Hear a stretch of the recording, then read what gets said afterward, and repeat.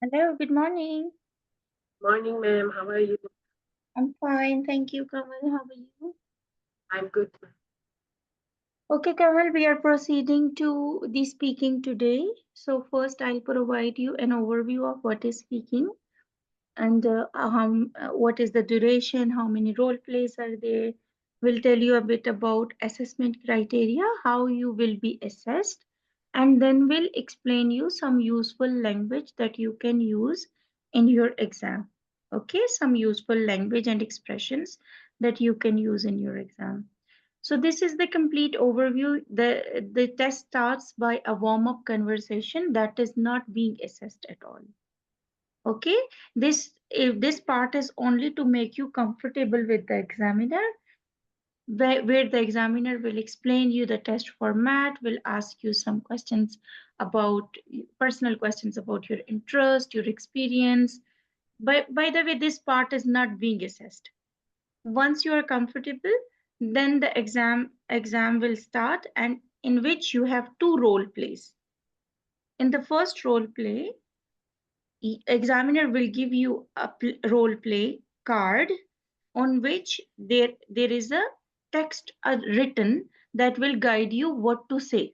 So you have 2 to 3 minutes to prepare. Later I'll show you the actual model also on the screen, and then candidate can ask questions. Let's say you are reading a role play card and there is something written you don't know the meaning or that is not clear to you. So while you are preparing, not while you are talking, while you are preparing, you can ask the questions to the examiner. Okay, and this will be around 5 minutes. And then in part two, again, examiner will give you another role play on which again the same thing will be there. Above procedure is repeated. Okay, this is the complete overview that there are only two parts. It's you and the examiner. So the purpose of OET speaking is role playing healthcare scenarios.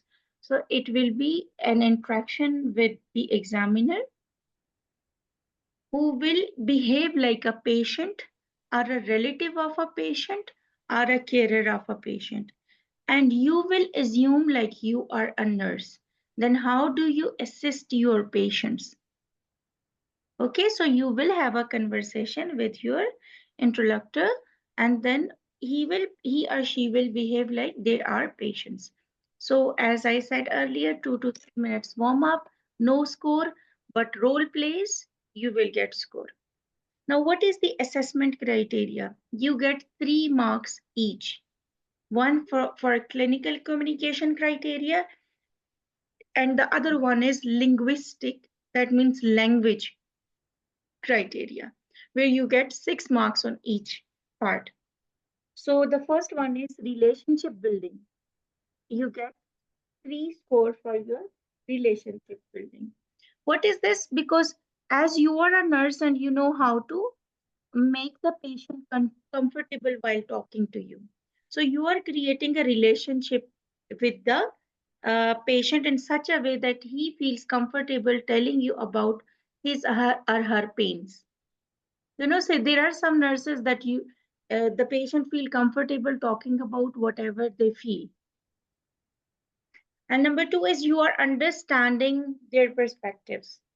You're providing the structure, you're giving the information, you're gathering the information. So the first one is clinical communication. It will not assess your uh, professional knowledge, but it will assess that how you're creating relationship with the patient, that he feels comfortable or she feels comfortable while talking to you and telling you anything they have in their mind, or if they have any doubt they can easily ask you.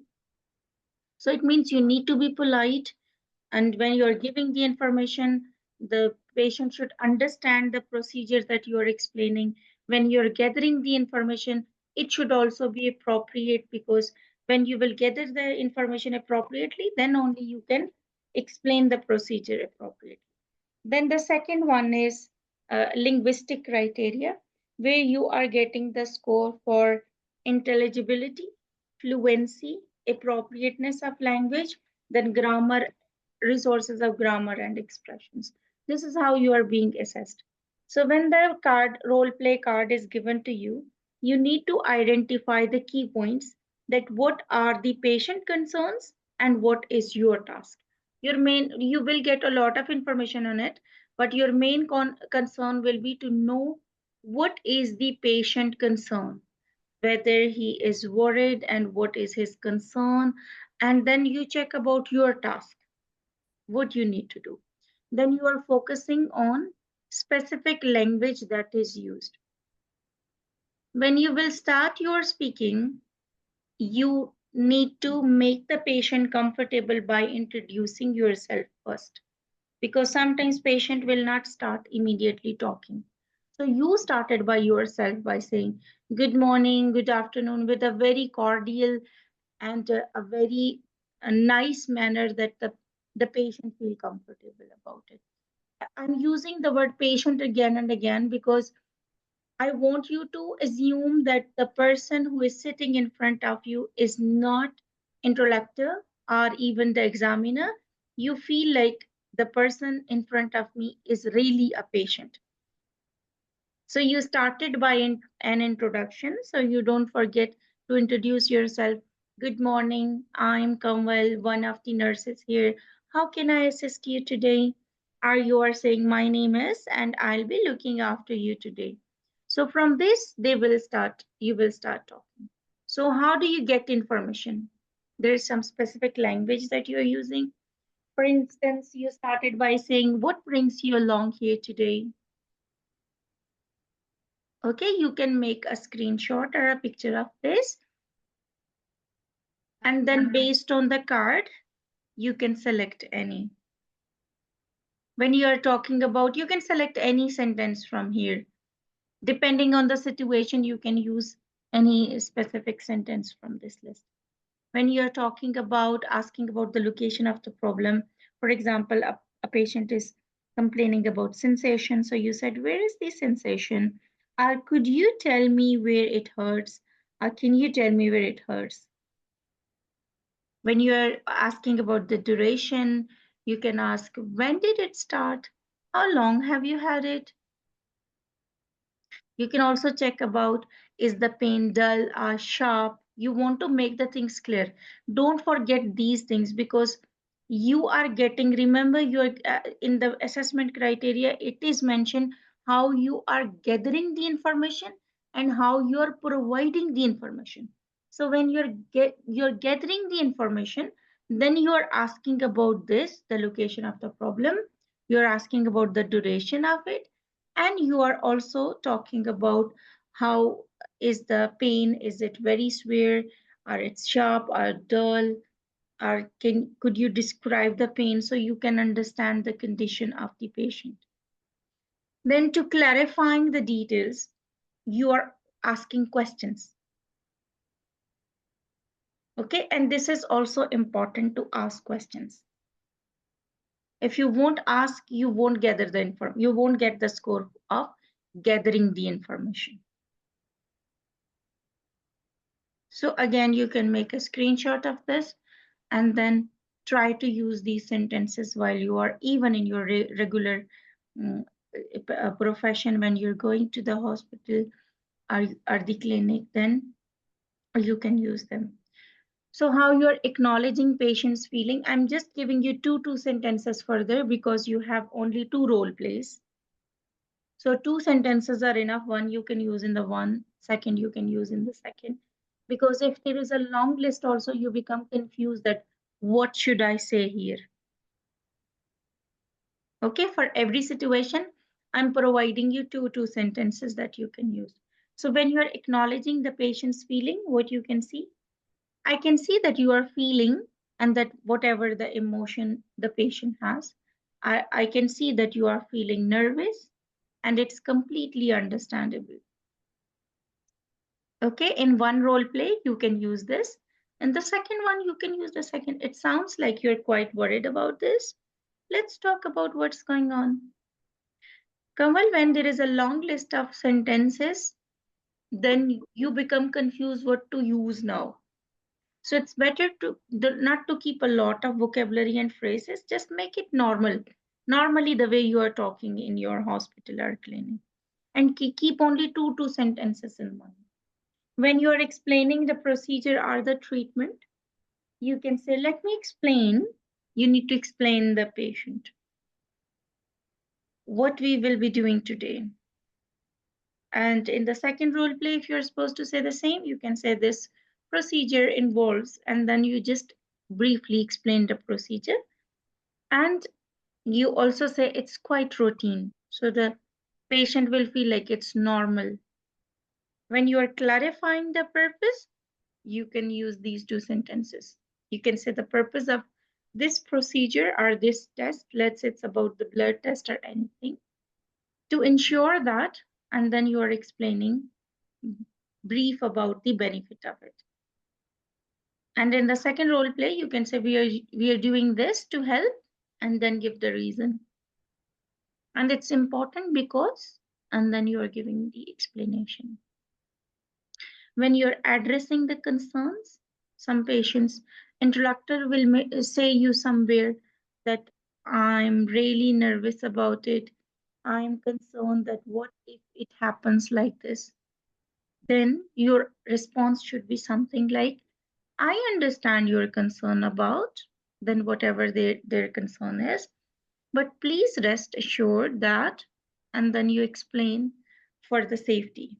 It's normal to feel, in the second, you can say, it's normal to feel like this, but we take every precaution to ensure your safety. So, as I said, I'm giving you only two sentences. So, one you can use in one role play, and the second you can use in the second. You are showing empathy. You can say, I completely understand why you are feeling this. It's a lot to take in. It's okay to feel nervous. These sentences are soothing sentences, and these sentences will show your empathy. So you can use these two sentences to show the empathy.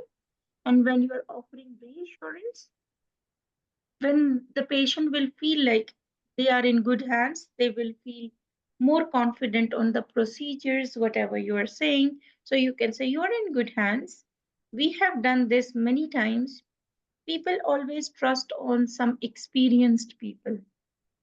So you will make them sure that you have done this many times, and you will say that we will take great care of you, and I'll be here with you every step, so they feel like there is someone. You're just assuring that uh, you are with them, and you are making them normal. You are telling them that this is a normal experience. Many patients feel the same way. You can also say this is a common procedure. Okay. You can just either note or you can take pictures of all this, and keep only two sentences in mind, not a lot. Okay. When you are encouraging the patient's participation, you can involve the patient by asking, do you have any questions or concerns? Because maybe a patient has some concerns that he or she wants to discuss, but because you didn't give a chance to speak about it, so how you will gather the information then? Some sentences to provide options. You can say, we can approach this in a few different ways. Would you prefer? Then you can give option one, or then you can give option two. This is only to make your talk long enough for around 5 minutes. So you are just developing it. That's why you are giving options. You're confirming understanding. So does that make sense to you? So then doctor will say you yes or no, or if they need further explanation, they may ask you, can I clarify anything else for you before we proceed? So it's not that you will immediately start the procedure till the time the patient is not comfortable about it.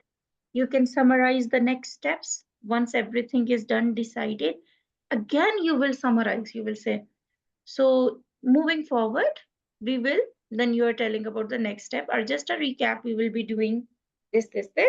You are again explaining everything in short, you are summarizing. You're offering continued support, and at the end, you wish them well, wishing you a speedy recovery. Take care, and I'll see you shortly, or I hope you feel better soon. So say something that they feel comfortable about it. And when you're handling the difficult conversations, then what sentences you can use? All these are common sentences or phrases, or you can say useful phrases that you can use in your, not only in your OET speaking, but even in your regular routine while you are in the hospital or the clinic. So I can see this is worrying you, and you need to also be honest while you're talking about the risks. So you will never say no, there is no risk at all. You can say there are always risks with any procedure, but we take every precaution to minimize them. And you can also say while there is a small chance, and then you talk about the risk. You need to be transparent with the patient, and if applicable, something wrong happened, then you are acknowledging the mistakes by saying, I'm really sorry that this happened. Okay, this is in certain situation that you are handling, apologizes, etc. And you are providing them the solution. Okay, these all are the sentences step by step. If you keep everything in mind, you see, one, you will starting the interview asking this, then you're talking about the problem, then asking about the duration, then how severe is the pain or the problem, then you're clarifying you're clarifying the details. And the next, if you follow these steps, automatically you will complete the task. You will acknowledge patient's feeling, then you will explain the procedure, then you will clarify purpose, then you will address the concern by showing empathy and offering reassurance. Step by step, if you just keep the title in mind, so you don't need to think, what should I say next? What should I say next? Although it is written on the card that is given to you. Okay, let me show you the role play cards as well.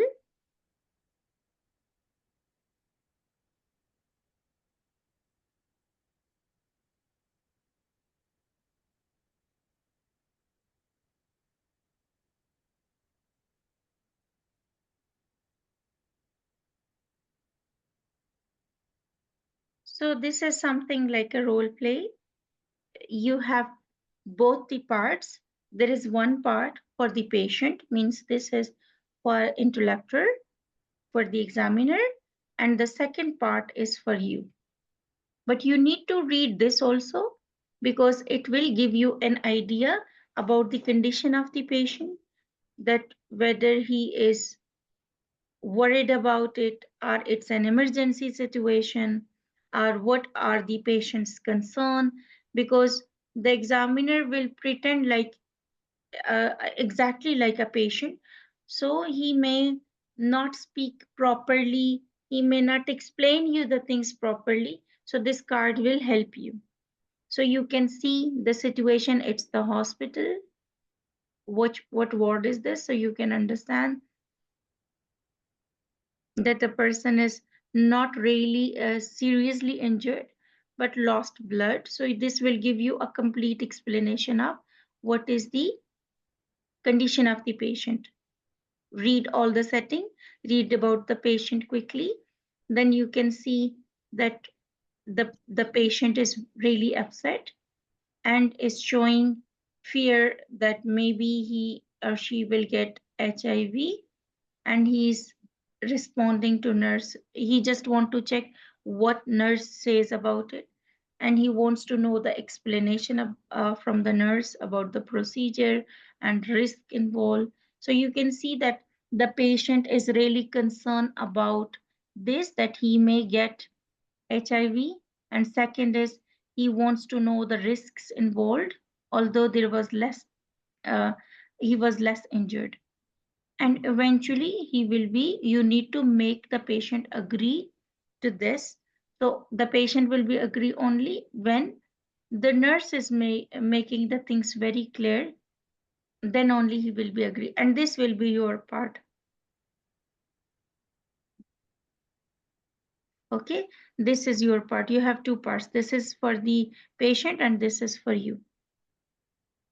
So you are also getting the same information, for you also the same information, that it's a road accident and then this patient needs blood transfusion and the patient does not know that, understand what will happen. And then the question is, find about patient concerns. So the vocabulary that I have told you, that how to ask about patient concerns. Then reassure, some language, some useful language I have explained you for how to reassure the patient that possibility of infection is very small. And then you will explain the procedure, and then you will stress the patient that he really needs this, and you will also tell that he will recover soon. Okay, likewise, your second role play card is something like this.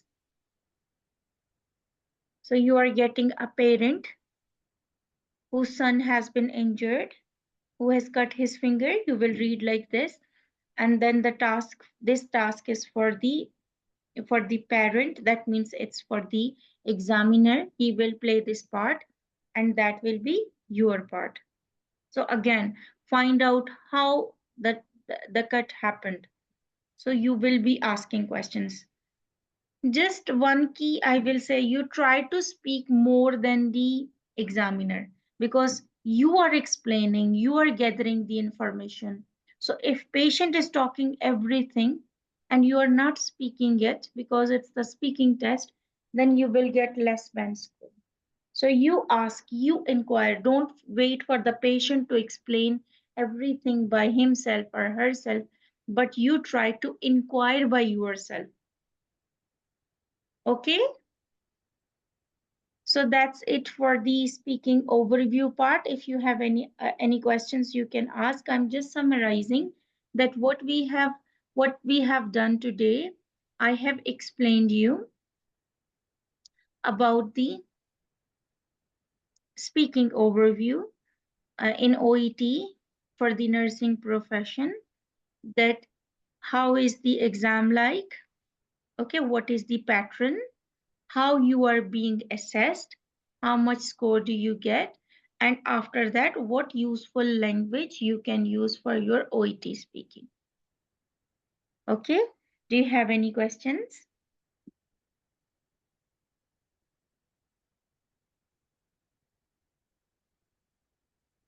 Rahul, do you have any questions?